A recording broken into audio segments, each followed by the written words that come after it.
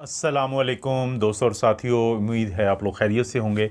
आज की इस वीडियो में हम बात करेंगे कि दो छोटे से ऐसे काम हैं जो करके आप अपने शुगर के लेवल को बहुत बेहतर कर सकते हैं। वैसे तो आपको पता है कि नाश्ते के बगैर भी लोग शुगर चेक करते हैं, HbA1c भी करवाते हैं रहते हैं, लेकिन एक शुगर का लेवल जो उनको बहुत परेशान रखता है वो होता है खाने के बाद की शुगर, जिसको हम रैंडम ब्लड शुगर कहते हैं। खाने के बाद जब लोग चेक करते हैं 2 घंटे बाद कह लें, तो वो अक्सर उनकी बढ़ी हुई आती है। वो बड़े परेशान होते हैं कि ये शुगर, जिसको अंग्रेज़ी में पोस्ट प्रेंडियल शुगर कहते हैं, इसको वो कैसे काबू में ला सकते हैं। पोस्ट प्रेंडियल में देखें, आमतौर पे तो आप सुनते रहते हैं कि किसी की ब्लड शुगर अगर खाने के 2 घंटे बाद वो 200 मिलीग्राम पर डेसीलीटर से कम हो तो वो ठीक है। लेकिन जो डॉक्टर्स हैं और जो बाकी सोसाइटीज़ हैं शुगर वाली, वो आपको कायल करने की कोशिश करती हैं कि कोशिश करें कि 140 और 180 के दरमियान रखें, ताकि आपको प्रॉब्लम कम से कम हो आने वाले कुछ साल के बाद। तो क्या किया जा सकता है? दवाई ज़ाहिर है आप ले रहे होते हैं, बाकी सारा कुछ भी काम कर रहे होते हैं, लेकिन इन दो चीज़ों को आपने अपनी ज़िंदगी की रूटीन में शामिल करना है। उनमें से एक चीज़ का पहले भी मैं ज़िक्र करता हूँ, वो ये है कि जब आप खाना खा लेते हैं, कैसे खाना है वो मैं दूसरे पॉइंट में आपको बताता हूँ। तो उसके बाद कोई 10 से 15 मिनट की वॉक आपने लाजमी करनी है। उसकी वजह क्या होती है? वॉक में आपके मसल इस्तेमाल होते हैं, वॉक में आपके पट्ठे जो हैं वो इस्तेमाल में आते हैं। जब आप चलें फिरेंगे, वॉक करेंगे, इन मसल्स को चाहिए होती है उस वक़्त ग्लूकोज़, उस वक़्त इनको शुगर चाहिए होती है। जैसे ही आपने खाना खाया होता है, उसके कुछ ही मिनट के बाद ये जो शुगर होती है, ग्लूकोज़, जो मसल्स को चाहिए अपने इस्तेमाल के लिए, ये आती है आपकी खुराक से। खुराक से खून में आई और खून से डिमांड पैदा हो गई, क्योंकि आप चल फिर रहे हैं, तो वहाँ पे जाके इस्तेमाल हुई और एनर्जी बन गई। वो एनर्जी जो जैसे मोटरसाइकिल गाड़ी को चलाने के लिए एक एनर्जी पेट्रोल जलने से बनती है और आप एक जगह से दूसरी जगह सफ़र कर लेते हैं। जो आपने दरअसल पैसे दिए होते हैं पेट्रोल के, वो आपने एक सफ़र के दिए होते हैं। इसी तरह से यहाँ पर जो करेंसी है उसका नाम ग्लूकोज़ है, जो आपकी खुराक में थी, खून में आई, पट्ठों को ज़रूरत थी, उन्होंने ली और उन्होंने वॉक की, एक सफ़र तय किया।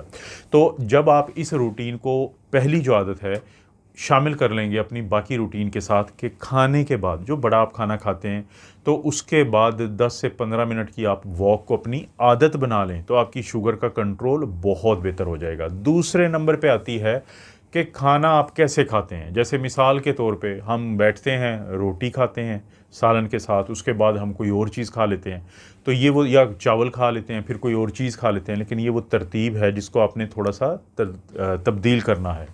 क्योंकि जब आप खाना खा रहे होते हैं, जैसे जैसे आप खाना खाते जाते हैं, उसी तरीके से अगर जितनी ज़्यादा कोई शुगर वाली चीज़ आप पहले खाएंगे तो आपकी ग्लूकोज स्पाइक करेगी, ऊपर जाएगी, चाहे वो 2 घंटे के बाद वाली ही क्यों ना हो।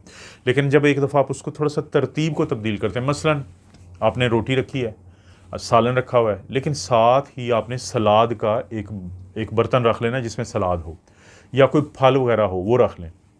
अब शुरू तो आपने खाना करना है, आपने सिर्फ अपने दिमाग के जो महसूसात हैं उनको थोड़ा सा धोखा देना है कि आपने सलाद से शुरू करें, पहले सलाद खा लें, या कोई जो फल वगैरह आपने कोई भी रखी हुई है चीज़ आमू, वो खा लें।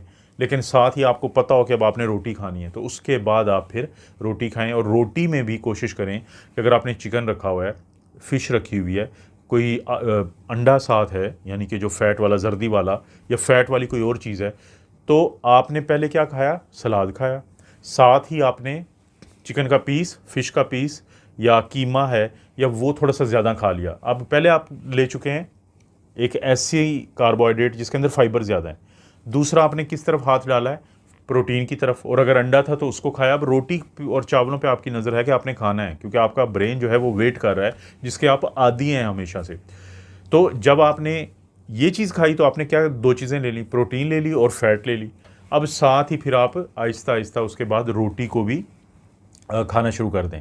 यानी अब आपके मैदे में जो सफ़र शुरू हुआ है उसमें सबसे पहले सैलड गया है, या सब्ज़ी गई है, या कोई फल गया है, उसके बाद में प्रोटीन और फैट गई है, और सबसे आखिर में वो चीज़ जो बहुत ज़्यादा कार्बोहाइड्रेट वाली है, जो जिसके अंदर बहुत ज़्यादा ग्लूकोज आपके खून में बढ़ाने की सलाहियत है। तो उससे क्या होता है? उससे ये होता है कि जब आप कोई भी मीठा खाना ऐसा खाएं कि जिसके साथ आपने प्रोटीन ली हो, जिसके साथ आपने फाइबर ली हो, जब जिसके साथ आपने फ़ैट ली हो, तो वो उसके उस असर को, जिसकी वजह से खुराक का ग्लाइसीमिक इंडेक्स ज़्यादा होता है, जिसकी वजह से खुराक की वो सलाहियत ज़्यादा होती है कि वो आपके खून में अचानक ग्लूकोज को बढ़ा सकती है, तो वो मुतासर होती है। खाना वैसे ही खाया है जो आप ऐसे भी खा सकते थे कि आप रोटी खाना शुरू करें, साथ आप सलाद अब आपने नहीं रखा हुआ है, रोटी खाना शुरू करें, साथ आपने सालन खाना शुरू किया, लेकिन आपने जो रोटी खाई या चावल खाए पहले, वो पहले ही जाके आपकी ग्लूकोज ज़्यादा बढ़ा देंगे।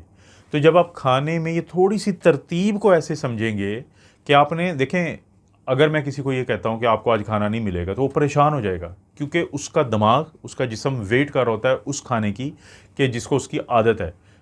एक बंदा जिसको रोटी खाने की बहुत ज़्यादा आदत हो, रोटी या चावल, आप उसको चाइनीज़ खिला दें, यकीन माने वो थोड़ी देर के बाद आपको कहेगा कि मुझे खाना भी तो दें साथ। यानी हमारा दिमाग और हम आदी हो चुके हैं कि रोटी और चावल को एज ए खाना समझने के। लेकिन शुगर के मरीज़ों के लिए यही जो खाना है ये काफ़ी ज़्यादा मसले पैदा करता है। तो आपने उस दिमाग को, उस जिस्म को जो उसका वेट कर रहा है आपकी इस रोटी का और चावल का, तो उसके साथ बाकी चीज़ों को थोड़ा सा पहले इस तरह खाना है कि आपकी ग्लूकोज नहीं बढ़ेगी उससे, और बहुत कम बढ़ेगी। और जो बढ़ेगी भी तो आपने अगली जो 15 मिनट की वॉक करनी है, 10 से 15 मिनट की आप वॉक करेंगे तो आपके मसल्स जो हैं उसको भी खींच लेंगे अपनी तरफ। तो आपकी जो पोस्ट प्रेंडियल शुगर है, आपकी जो खाना खाने के बाद की शुगर है, उसका कंट्रोल बहुत हद तक बेहतर हो सकता है अगर इन 2 आदतों को आप शामिल कर लें। अच्छा, अब सवाल पैदा होता है कि अपने ब्लड शुगर के कंट्रोल के लिए ये जो 2 आदतें हैं, क्या आपको पहले डॉक्टर के पास जाने की ज़रूरत है? बिल्कुल भी नहीं ज़रूरत है। क्या आपको मार्केट में जाके कुछ लाने की ज़रूरत है? कुछ भी लाने की ज़रूरत नहीं है।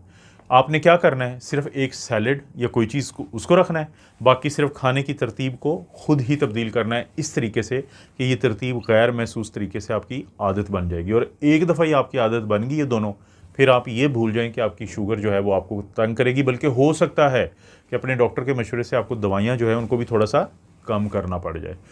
आपको पता है इस तरह की वीडियोज़ मैं बनाता रहता हूँ। वीडियो को लाइक करें, चैनल को सब्सक्राइब करें। कोई भी वीडियो अच्छी लगती है तो दोस्त रिश्तेदारों से शेयर करने के लिए नीचे ऑप्शन है, उसको ज़रूर इस्तेमाल करें। आप अपना और अपनी फैमिली का ख्याल रखें। अल्लाह ताला आपको और आपकी फैमिली को हर किस्म की बुराई, बीमारी और आजमाइश से महफूज रखें।